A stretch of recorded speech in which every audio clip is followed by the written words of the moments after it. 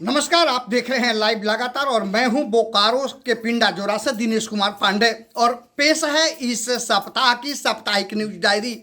आपको मैं बता दूं कि छठ पूजा और दीपावली को लेकर के प्रशासन काफ़ी चौकस है और कोई कसर बाकी नहीं छोड़ना चाह रहा है। और निगम की अगर मैं बात करूं तो निगम लगातार छठ घाटों का भी निरीक्षण कर रहा है और जिला प्रशासन भी छठ घाटों का निरीक्षण किया है। लेकिन निगम साफ सफाई की अगर मैं बात करूं तो निगम और बीएसएल प्रबंधन द्वारा लगातार अपने अपने क्षेत्रों में सफाई अभियान चलाए जा रहे हैं ताकि किसी भी तरह के व्रतियों को किसी तरह का कोई परेशानियों का सामना नहीं करना पड़े। वही पेयजल की संकट और अब गहराने लगा है और अभी से ही बोकारो के यानी चास के कई क्षेत्रों में पेयजल संकट गहरा गया है। दूसरी तरफ चास नगर निगम चुनाव की बात अगर मैं करूं तो चुनाव को लेकर के सरगर्मियां अभी से ही तेज हो गई है और लोग जो हैं और अब अपने अपने जीत के प्रति आश्वस्त होने लगे हैं और जनसंपर्क अभियान विभिन्न प्रत्याशियों के द्वारा शुरू कर दिया गया है।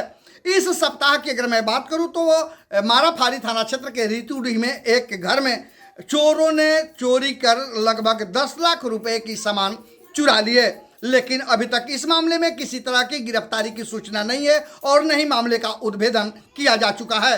दूसरी बार अगर मैं बात करूं तो जिला प्रशासन जो है लगातार विकास कार्यों को लेकर के और लगातार समीक्षा बैठकें कर रहा है।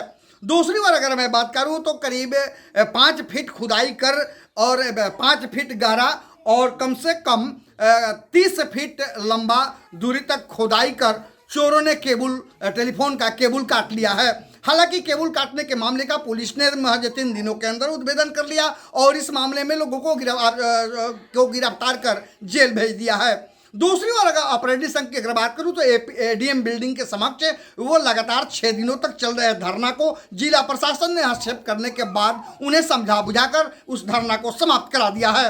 लेकिन अब लिहाजा अगर मैं बात करता हूं अगर विकास की अगर मैं बात करूं तो बोकारो जिले के विकास के लिए जिला जो हमारे उपायुक्त जो हैं उपायुक्त ने कई बैठकें कर आवश्यक निर्देश भी दिया है।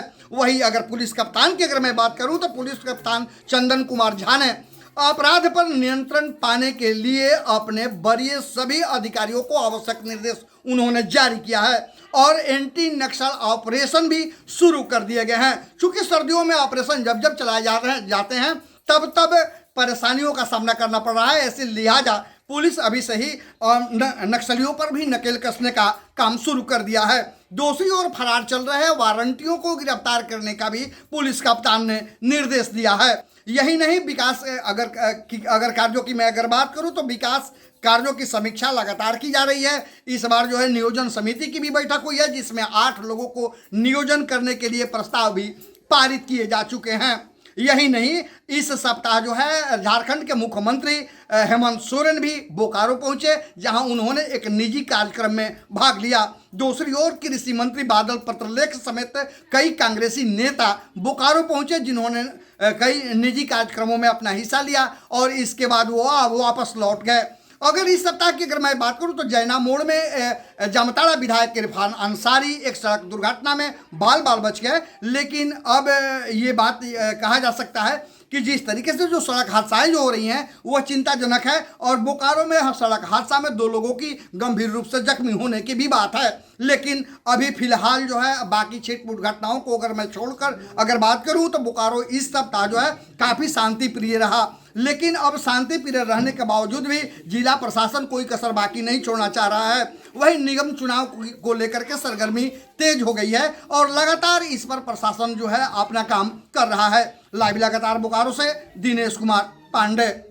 न्यूज अपडेट के लिए आप हमारे चैनल को सब्सक्राइब करें। आप हमें फेसबुक और इंस्टाग्राम पर भी फॉलो कर सकते हैं। बने रहे लगातार.in के साथ।